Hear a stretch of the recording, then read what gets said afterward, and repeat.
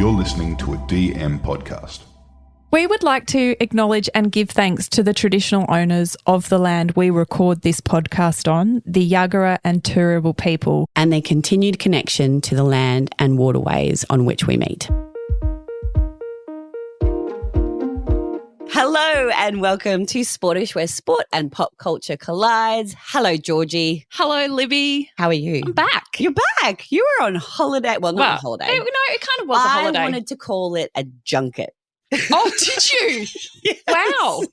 Do you know what did feel like a junket or just felt amazing is being on a plane for 14 hours with no one asking you for any food or where their jumper is. It's true joy. I have never watched so many movies. I watched enough movies on the fall flights I had to take to pretty much bring me back up to speed after the last decade. Because I don't know, I don't watch a whole lot of movies. No. Is it an attention span thing? No. Are you on the TikTok too much? I don't even know. I'm not on a TikTok. You know that. We don't TikTok. We're too old to TikTok. We watch on it the as, TikTok. We watch it as all good millennials watch it, or elder millennials, we should say, on Instagram. On Instagram. Any TikTok that makes it to Instagram is what I watch. I'm like, if it's good enough for Instagram, it's good enough for me. Correct. Otherwise, I'm not sifting through that shit. So for those who don't know, Georgie was in LA and we will talk a bit more about that on the next episode. Definitely. But it was for Hello Sunshine. Got to go to Reese Witherspoon's company's 2-day festival called Shine Away in LA. There were so many peak LA moments. Oh my God, that place. Hence the junket. It's so weird. It's so wonderful. I love America. I have my family spent a lot of time in America. One of my brothers now lives in America. So I'd been looking for a way to go and see him and also make it about more than just like a family trip, which sounds really hard. Because you're not allowed to do just something for yourself, of course. No. And I really wanted to go see Fraze and Ali and their 3 kids, and they have 3 very little kids. Yeah.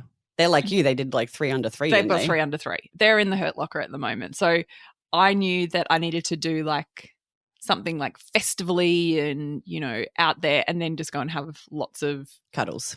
Oh my God. I cried so much. Yeah. It sucks when your family lives away. Yeah. Like, it's just the worst. Like, why is Australia so far away from everything else? Literally everything. We're on the butt of the world. But we're the best part of the world, obviously. Naturally. I did come home and just think there's something about Australia, like the sky is bluer, the air is so clear, which is probably why the sky is bluer, but it just feels cleaner. It just, like America's super expensive at the moment. And while it was so lovely to be there, it is so nice to be home. Well, I'm very glad you're home because I miss talking sport with you. So we literally, I think we've now been together for like an hour and we've only just hit record because it's been like, we're like, chat. What about this? What about that? What are we going to talk about? You also, like, we have seen each other since I got back because you and Luke messaged on Sunday morning and said, hey, what are you guys up to this morning? And we were like, oh, we've got this and we've got that. And you're like, cool, we'll be there in like 10 minutes. Okay. I mean, I don't know if that was the vibe we gave you, but cool. You come over. We just did a popover. Your face when we arrived, you're like, what is happening? Like, it's really awkward, but did you read the message back? It was kind of We've got things on. Kind of doing a bit. Got a bit to do. Anyway, thanks for ignoring that because it was actually a really lovely morning, which I'm sure you anticipated. Of course. We like you. I mean, we like you too. Sometimes. No. No. Every now and then. Do you know what? It was raining and I was like, oh, I know what's going on here. They are coming to our house because they want to unleash their 4 children. On your house. In someone else's space on a rainy day. Correct. It's a classic strategy, one I've used before. Yeah. And I've also, when I've done it in the past, I've actually said to friends, look, I'm not going to lie. I can't be in my house with my 3 children. I need to be your somewhere house. else. Yeah. I need your space. I need the input of other adults because this is too much now. Yes, exactly. What have you been watching in sport? Well, while you were away, what was on? The NRL Grand Final. Yes, the NRL Grand Final. And the NRLW, actually. To be honest, I'll be honest. Be frank. Real brutal. The NRL Grand Final was Penrith and the Storm. Yeah. Penrith, they're a dynasty now. Like they've won 4 in a row. Like that is unprecedented. Incredible. Like whatever they're doing down there is exceptional and probably should be copied everywhere else. Particularly Broncos, if you're listening, maybe go and have a look at what they're doing. We have some ideas. just look at what Penrith's doing. So I was kind of, and like, they just won. Like, I was overseas. No. I don't know if you I knew. didn't. But I don't know if you know this, but I was in LA with Reese. But while I was in LA with Reese, how was that game? So was it a competitive match? Not really. Were the Storm ever in it? Because I had watched a lot of the games leading up to the grand final and then missed the grand final. And a shout out to my little mate, Sammy from Cabarita Beach, who had in the weeks preceding the final been sledging all the adults via photos of him like holding up sharks and all sorts of like toy sharks, like saying, you know, we're going to take you out this round sort of thing. Like he was really giving it to the other trash people. Talking that has I started respect young. that greatly. I do. I love that. He is deep in the Penrith camp and he owns it, like beanie on, jersey on. I feel like it was boring, and maybe this is just judgmental because the Storm have obviously been so successful for a long period of time as well. Yeah. It just feels like they're just dominating, and it's like your complaint, if I can call it that, Please. is that there's not enough team diversity in the finals when it comes to NRL. Yeah, and you know what? I probably had a bad taste in my mouth after Kevin Walters got dumped by the Broncos, even though last year we made the grand final. And it just feels like the Broncos suck, and maybe that's probably making me bitter and jaded about the rest of the NRL. Right, okay. You really felt it in all your feelings. Do you not think Kevy should have gone? No. Okay. I think they should have got rid of the whole team rather than Kevin Walters. I was like, well, their heart wasn't in it. And, you know, to be fair, I'm sure people will say, like, that comes from the top down and he's obviously doing something wrong. But I don't know. I just feel like they're not in it. Okay. Yeah. Well, you're clearly not in it. No, jam them. Thanks for that uplifting NRL break, Libby. You're so welcome. Wow. Yeah, you're so welcome. Okay, let's go to something that is more uplifting. Yes. And that is the Wallaroos. Yes. Now that I can get on board with. We can talk about. Amazing. So, again, because I've been away, I haven't actually watched it, but I did see it come through on social media, which is sometimes how we do watch sport these days. That's how we watch sport. And what's happened with women's rugby is they've sort of put it into 3 different divisions. And so I think they must be trying to like create more competitive matches and also improve the quality of the game. Amazing. By like streamlining it into 3 different pools based on the quality of how you're going. Yeah. So we are in the second pool. Okay. And they had like concurrent tournaments happening for all 3 pools all around the world in different locations. So cool. The Australian women's rugby team did what the men's rugby has not been able to achieve, and they won something. Yay! So they won the entire pool, so their Division 2 pool, and that now puts them into Div 1? No, I did look at this. I don't think it puts them into Div 1, but it means that they qualify for next year's Rugby World Cup. Oh, amazing. In England, which is amazing. But also just seeing their play was, in the snippets that I've seen, was just unreal. They're so They talented. are just like palming defenders off as they run to the line.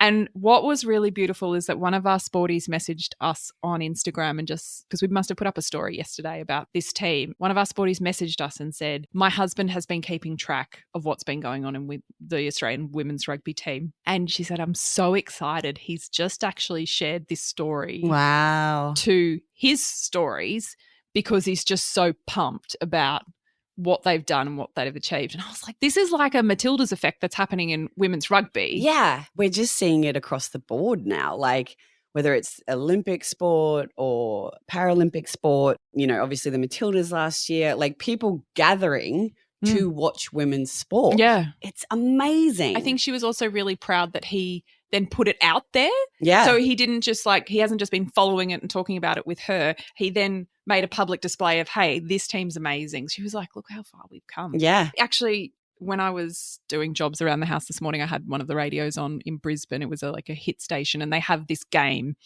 where they say the letter M, and then you have to respond to all their questions. Alpha Bucks. Thank you. I was like, what's it called? You're welcome. So, yes, you have to respond. If it's like name a country in Asia, you could say Malaysia. Yeah. That sort of thing.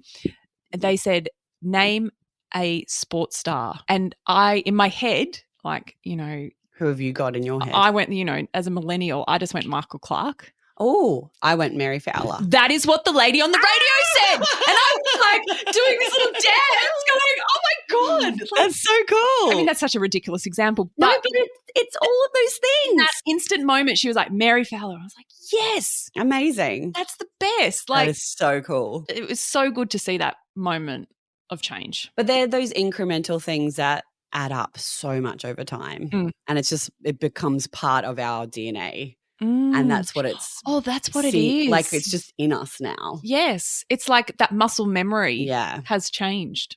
So cool. I am so sad. I was kind of really struck of the news that has come out that Rafael Nadal will be retiring from tennis. I just can't. These are hard words to hear. It's one of those things. And I think it's when you see people that you have grown up with and have seen play for so long. You feel like you know them. You feel like you know them. And not only that, but he's kind of like, I mean, other than Djokovic, but Djokovic is younger, but seeing Roger Federer retire, now Nadal, Andy Murray. I know. Like these guys are just, and they're so nice, I think is the thing as well. Like you think that's why it hurts your heart so much? It hurts me so much more. And like Roger just, I was just digress on Roger because he is my favorite. But like, I mean, it's not a break about Roger. No, but I know it's totally about Nadal. Totally get that. Also, Roger looks like he's living his best life. Oh, does he? I haven't followed since he looks so happy. He's just at all the events, just looking like very smart in all of his Roger Federer kit. Oh, he looks like James Bond of the tennis court. Okay, I think it's a lot more than. I'm very enamored. Right. I can see that. Don't tell Luke. He knows. It's not like our husbands listen to our podcast anyway. They're like, another opportunity to listen to you, I'll pass. Thank you. Like more chat about Roger Federer? More chat about Danny Rick? Ooh, that's interesting. But Nadal, and he has been just the workhorse, I think, of the tennis tour for so many years. And he's had so many injuries. And of course, that's why he's now retiring. But tell me your thoughts about Rafa.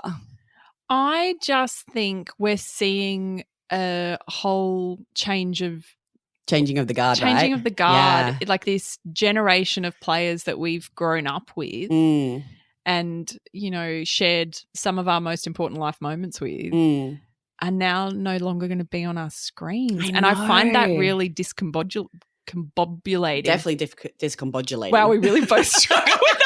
So much so that I can barely say the word. Yeah, I know. It's ridiculous. It's just, it kind of reminds me of when Sampras and Jim Courier retired, and it felt for me, and Agassi. So they were the former big three in my head. Whether that was actually the case, I don't know. But and Serena Williams. Yes, these absolute Ash Barty, bloody Ash Barty. I know. See, she was there for a shorter time, but I jumped a on short board. time, but a bloody productive time. Correct, very productive. So and I remember as a kid or as a teenager, I can't remember how old I was when it happened, when Jim Courier and Sampras and Agassi retired, being like, will there ever be anyone as great as these guys? Yes, totally. And similarly, when Steffi Graf and Martina Hingis, when they retired, it was that similar feeling of, well, we'll never see tennis as good as this again. And so I think we're just in this weird no man's land of which we're not, because Yannick Sinner is doing amazing. And Alcaraz. Oh my God, Carlos Alcaraz is incredible. And actually. What's the American guy? What's his name?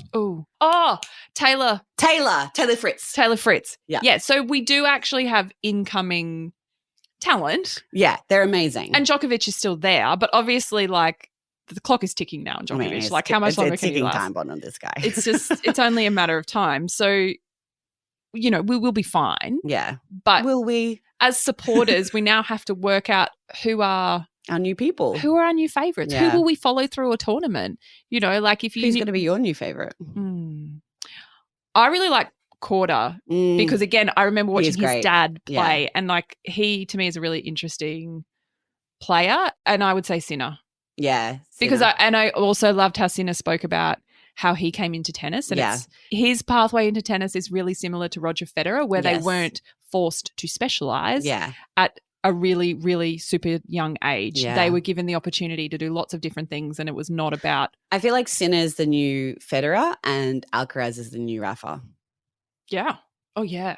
I heard an interview this morning where a guy who's like writing the biography essentially of Rafael Nadal said that thank goodness for Alcaraz because it's given the Spanish people Yes, of course. a new place to put their love. Yeah. Like imagine if you were Spain and you lost Rafa, Oh, like just a gaping hole. I wonder if Rafa held out to this long. Oh, it's the most beautiful handover. It's like a and little he's going out at Davis Cup, which is just like such a beautiful way to go. Like not in a like Grand Slam. I mean, I don't know that he'd make it to any more Grand Slams. Yeah. So I think that's kind of part of it. But also you're going out on a team event. And that's what I said to my husband Luke because he's like, oh, he's going out on a Davis Cup. I love it. I know. I think that speaks to the man. I think that is exactly right. I think it shows how meaningful it was for him to represent his country. And that was the first way he stepped into tennis. No.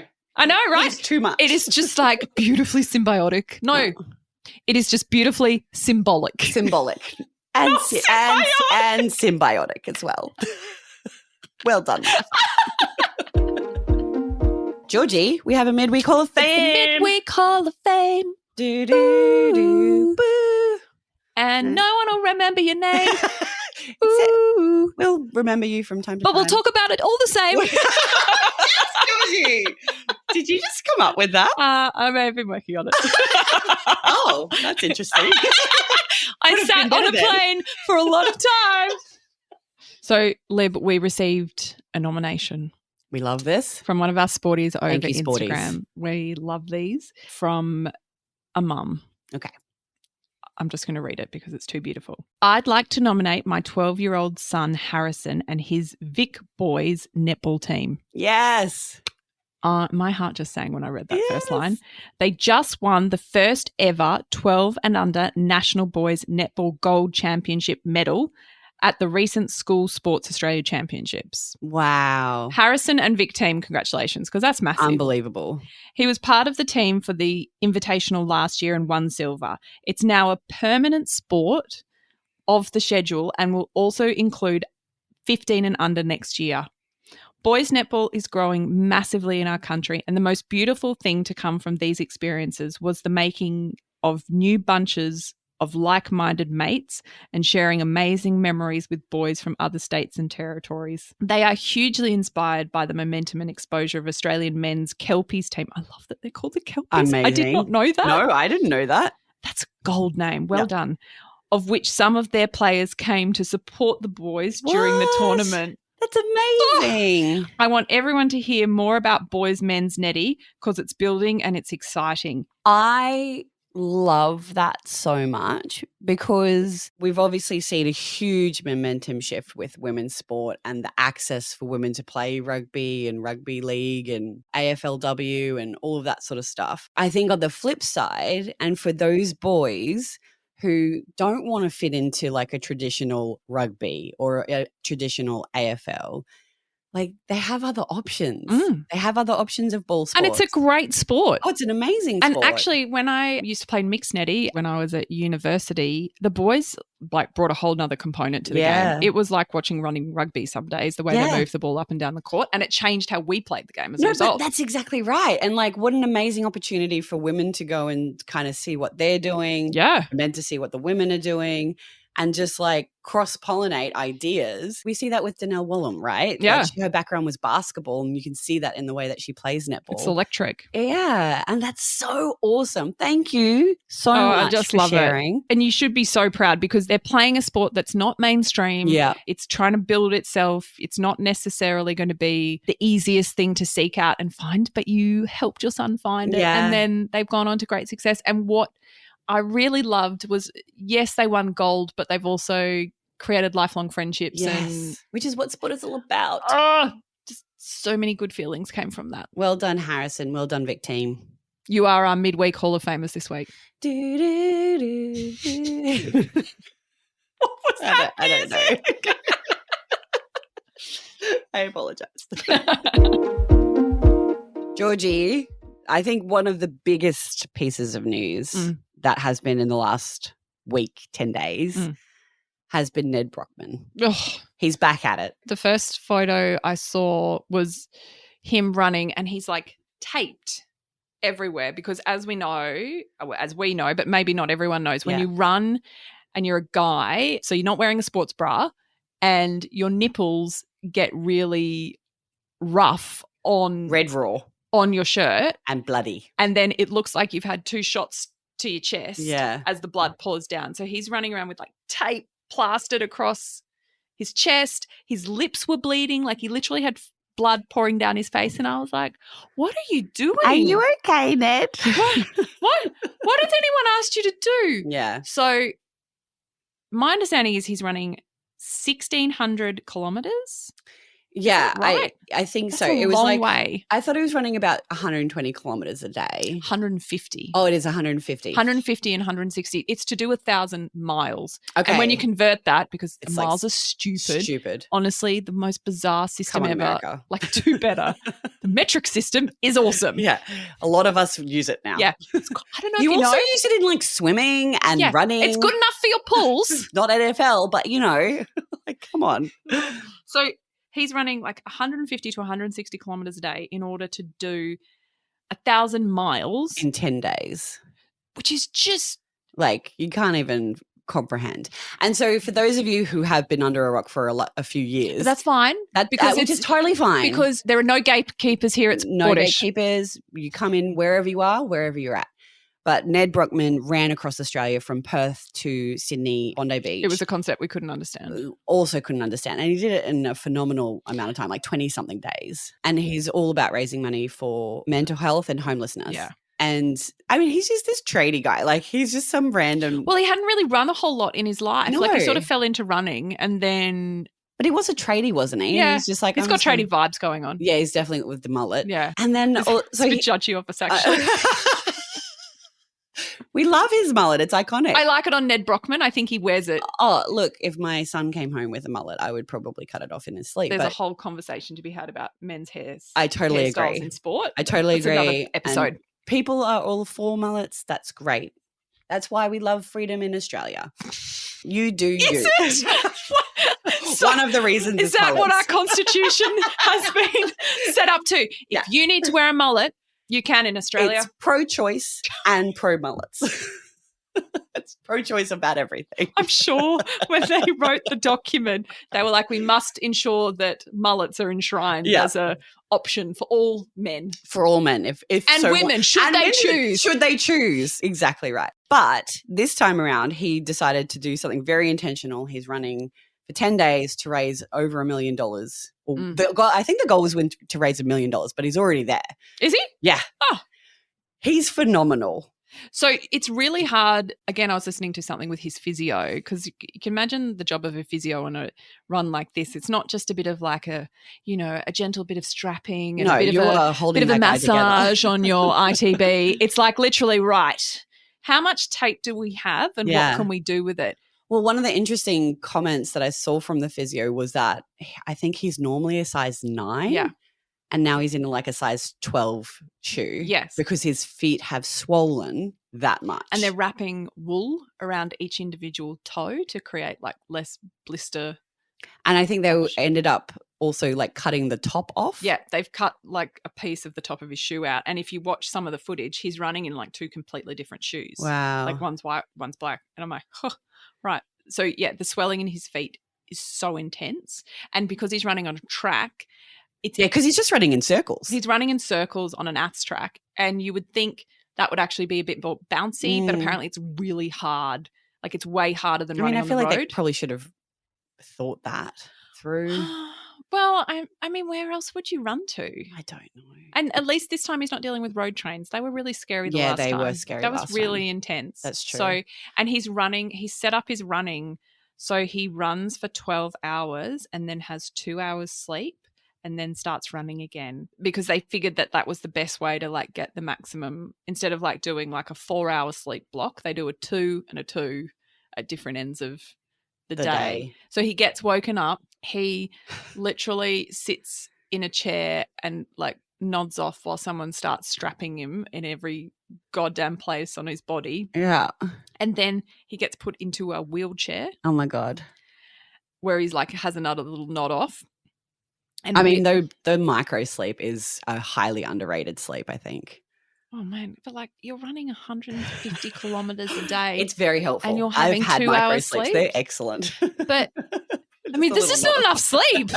No, I entirely agree. I mean, you wouldn't want to get sleep anxiety where you're like, oh, you couldn't. I only have 2 hours. I only have an hour and 52 minutes left. I don't think they could stop him from going to sleep. That's he true. must just walk in and just like conk out and then go again. He would be, I genuinely don't understand how his body is doing this. And his mind must be so incredible to be able to push through pain, logic, reasoning, all those things and just be like, I'm going to do this. And that's one of his things as well, though, which I think is really cool because he's really kind of, I don't know if it's his intention, but he has spoken about it, but like to really showcase the power of the mind and how strong it is and what we are actually capable of if we just believe. I'm in complete awe of Ned.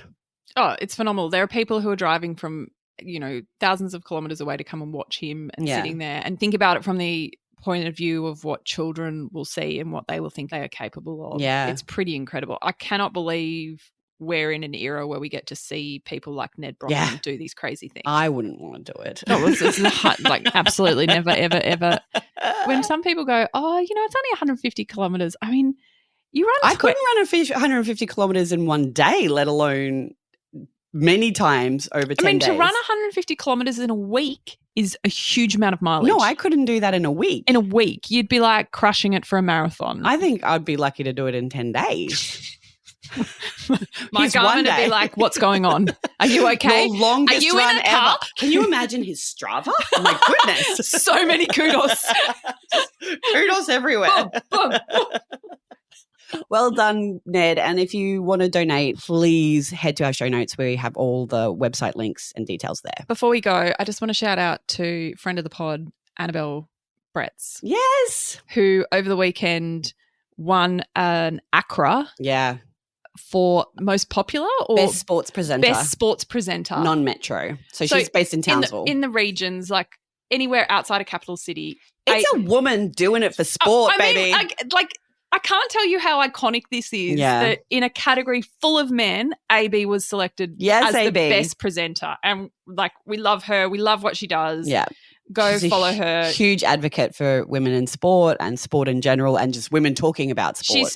Like ever since we started doing this, she's been super supportive and like we right back at her, like good on you, AB. Yeah. May there be more of you. Make sure you follow her on Instagram. She's awesome. It'll be in the show notes. Thank you so much for listening. Another exciting week ahead. Next week, we'll talk about Georgie's trip to LA. My LA takeover, my California days. We'll go through Air One. Sorry. Oh, my God. We'll save it. We'll save it. That is just, save it, Georgie. You can't understand. We'll see you all next week. Enjoy the sport in your life. Have fun. Make sure you connect on Instagram. Send in those midweek Hall of Fames. We absolutely love it. We want to keep cheering on all sport at all levels. Absolutely. And please give us a follow in your Spotify or your Apple account so that you know when we drop an episode. That also helps other people find us. Yes. Feel free to hit those 5 stars. Rate, review, like, subscribe. All the things we accept. We say yes. We say yes to it. We say yes. Have a great week, guys. We'll see you next week. Bye.